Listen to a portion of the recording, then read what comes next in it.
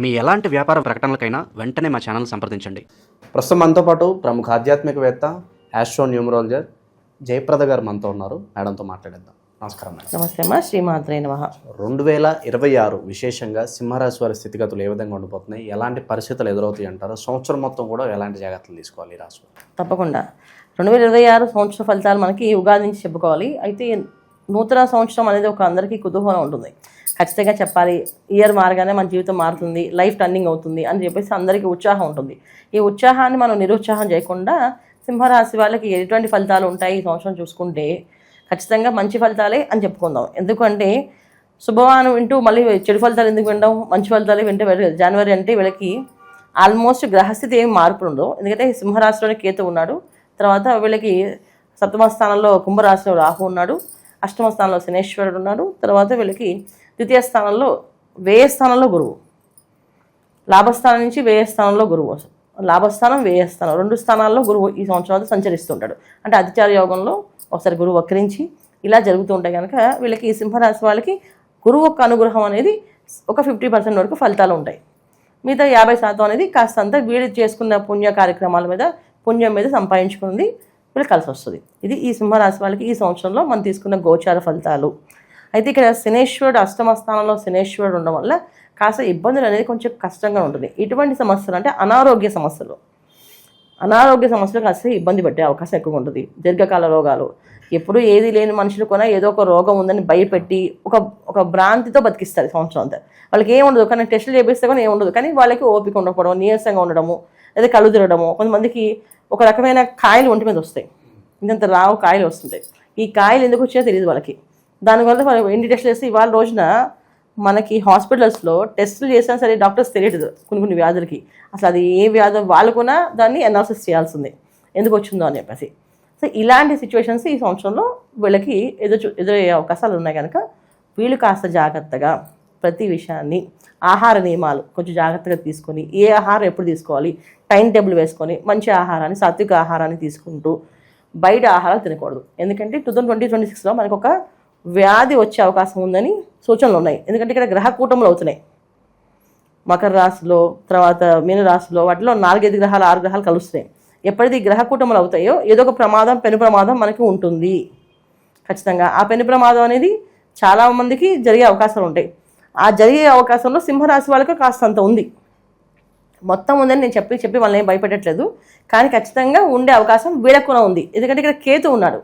ఎప్పుడైతే రాహుకేతులు ఎప్పుడైతే మనకి ఏ రాశిలో ఉంటారో ఆ రాశిలో ఆ ప్రభావం అనేది ఎప్పుడు కూడా ఉంటుంది. ఎందుకంటే ఫస్ట్ భయాన్ని కలిగించేది, ఆందోళన కలిగించేది, మన ఆలోచనల్ని మార్చేసేది, మనం ఎంత స్ట్రాంగ్ ఉన్నా సరే లేదు నువ్వు వీకే అని చెప్పేది ఈ గ్రహాలే.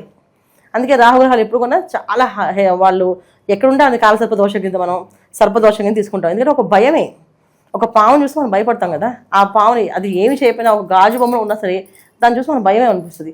అమ్మ అది ఏ టైంలో అది గట్టిగా కాటేసి ఆ గాజు పగిలిపోయి బయటకు వచ్చేస్తుందేమో అనే భయమే ఉంటుందో అలాంటి భయాన్ని కలిగించే అవకాశం సింహరాశి వాళ్ళకి ఈ సంవత్సరం అంతా ఉంటుంది. సో దీని నుంచి వీళ్ళు బయటపడడానికి వాళ్ళ కాస్త నామస్మరణ, సాత్విక ఆహారాన్ని ఖచ్చితంగా ఈ సంవత్సరం వీళ్ళంటే బయట ఆహారాన్ని తగ్గించుకోవడం చాలా చాలా మంచిది వీళ్ళకి. ఎందుకంటే ఇప్పుడు మన ఏదో విన్నాం బర్డ్ ఫ్లూ వస్తుంది, అదేదో పక్షులకు వచ్చేది కానీ మనుషులకు కూడా వచ్చింది అని చెప్తున్నారు కదా, ఇలాంటి భయం అనేది జరుగుతుంది. అంటే కరోనా లాంటి వ్యాధి వస్తుందని చెప్పట్లే, కానీ కాస్త ఏదో ఒక ప్రమాదాన్ని తెచ్చి భయపెట్టే సూచనలు అయితే మనకు కనిపిస్తున్నాయి. ఎందుకంటే ఎప్పుడైనా సరే మనకి మకర రాశిలో కానీ, తర్వాత మీన రాశిలో కానీ, ధనుసు రాశిలో కానీ ఏమైనా కూటములు కలిసాయనుకోండి ఏదో ఒక రోగం వస్తుంది అర్థం. ఎందుకంటే అగ్నితత్వ రాశులు, తర్వాత ఇవి భూతత్వ రాశులు, వాయుతత్వ రాశులు, వీటిలో కాస్త ఏదైనా జరిగింది అంటే అది వ్యాపించేస్తుందన్నమాట ఫాస్ట్గా. అగ్ని జ్వలించేస్తుంది, ధనిస్తుంటే మొత్తం అంతా అంటించేస్తుంది. అలాగే వాయువు విపరీతమైన గాలితో మొత్తం లాక్కెళ్ళిపోతుంది. ఇలాంటి రాశుల్లో జరిగితే మొత్తం ప్రమాదాలు కూడములు ఎప్పుడైతే 4 గ్రహాలు 5 గ్రహాలు కలుస్తున్నాయో అప్పుడు దానివల్ల మనకు వచ్చే ప్రమాదాలు ఉన్నాయి. ఆ ప్రమాదంలో అన్ని రాశి వాళ్ళకంటే ఈ సింహరాశి వాళ్ళు ముందున్నారు. అందువల్ల వీళ్ళు జాగ్రత్తగా చూసుకోవాలి. ఈ సంవత్సరం వీళ్ళు తీసుకోవాల్సిన జాగ్రత్త ఆహార విషయమే, ఆహార నియమాలు జాగ్రత్తగా ఉండడం. తర్వాత వీళ్ళకి వ్యయస్థానంలో గురువు, లాభస్థానంలో గురువు, వ్యయస్థానంలో గురువు ఉన్నప్పుడు కాస్తంత నష్టపోయే అవకాశాలు ఎక్కువ ఉన్నాయి. ఏంటంటే ఆస్తి నష్టం, తెలియకుండానే ఇంట్లో వాళ్ళే శత్రువులుగా మారి వీళ్ళ చేత ఆస్తి రాయించుకోవడమో, లేదా ఆస్తి పోగొట్టుకోవడమో, ఆస్తి పత్రాలు కనిపించకుండా పోవడమో ఇలాంటి జరిగే అవకాశం ఉంది.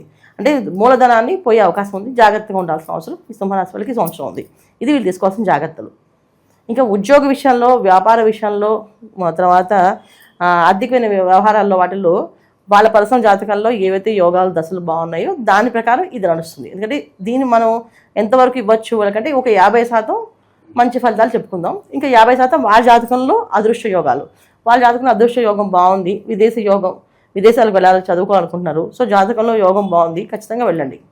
లేదు మీకు జాతకమే తెలియదు, ఈ ప్రయాణం ప్రకారం వెళ్ళాలి అంటే కాస్తంత మే తర్వాత వీళ్ళు మహా అయితే ఏ ప్రయాణాలు చేయాలనుకున్నా జనవరి ఫిబ్రవరి కాకుండా ఒక జూన్ జూలై తర్వాత ప్లాన్ చేసుకుంటే కొంచెం అనుకూలంగా మారుతుంది.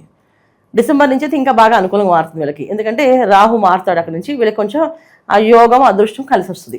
కేతు మారుతాడు, రాహు మారుతాడు, అందువల్ల కొంచెం వీళ్ళకి యోగం అని చెప్పుకోవచ్చు.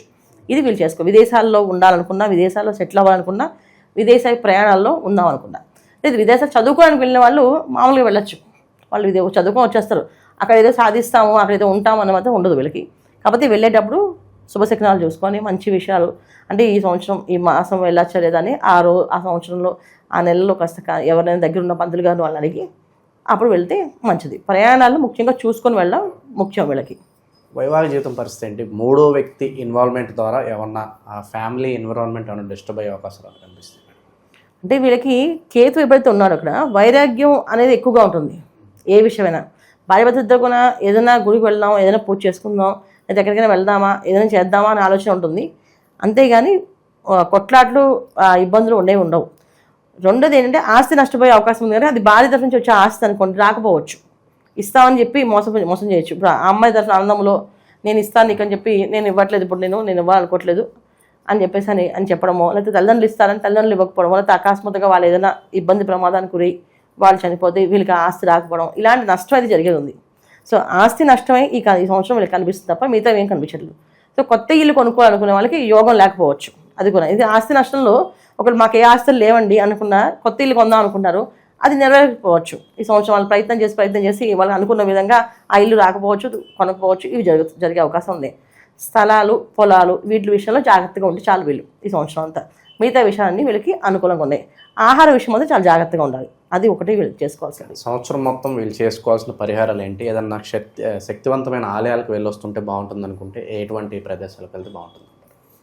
ఈ సంవత్సరం వీళ్ళు ఖచ్చితంగా రవి యొక్క అనుగ్రహం కావాలి. రవి భగవాన్ని పూజించాలి. సింహరాశికి రవి అధిపతి. సూర్యోదయానికి పూర్వం నిద్ర లేచి సూర్య నమస్కారాలు, అరుణపారాయణ చేయించుకోవడము, తర్వాత శివాలయాలు దర్శనం చేసుకోవడం, ప్రతి శనివారం రావి చెట్టు చుట్టూ ప్రదక్షిణాలు చేయడం. వీళ్ళు ప్రతి శనివారం 11 ప్రదక్షిణాలు రావి చెట్టు చుట్టూ ప్రదక్షిణాలు చేస్తూ ఉంటే చాలా విశేషమైన ఫలితం వస్తుంది. ఏదైనా క్షేత్రాలకి వెళ్ళాలి, క్షేత్ర దర్శనం చేసుకోవాలి అంటే సుబ్రహ్మణ్య స్వామి ఆలయాలకు వెళ్దాం. తిరుత్తని వెళ్ళొచ్చు, లేకపోతే మన మోపిదేవి వెళ్ళొచ్చు. ఇవన్నీ కూడా వీళ్ళకి ఎక్కడెక్కడ దగ్గర ఉన్న సుబ్రహ్మణ్య స్వామి ఆలయాల క్షేత్రాలు దర్శనం చేసుకొని రావడం వల్ల ఈ రాహుకేతు ఒక ప్రభావం ఉంచి తగ్గే అవకాశం ఉండి ఆ మాయల్లో భ్రమలో పడకుండా వాళ్ళ నిజ జీవితం ఎలా ఉందో ప్రశాంతమైన జీవితాన్ని గడిపే అవకాశం ఎక్కువగా ఉంటుంది. ఓవరాల్గా 2026 సింహరాశి వారికి ఏ విధంగా ఉంటుంది, ఎలాంటి ఫలితాలు ఎక్స్పెక్ట్ చేయొచ్చు అనేది చాలా బాగా వివరించారు. ధన్యవాదాలు. నమస్తే మా శ్రీమాత్రే నమః.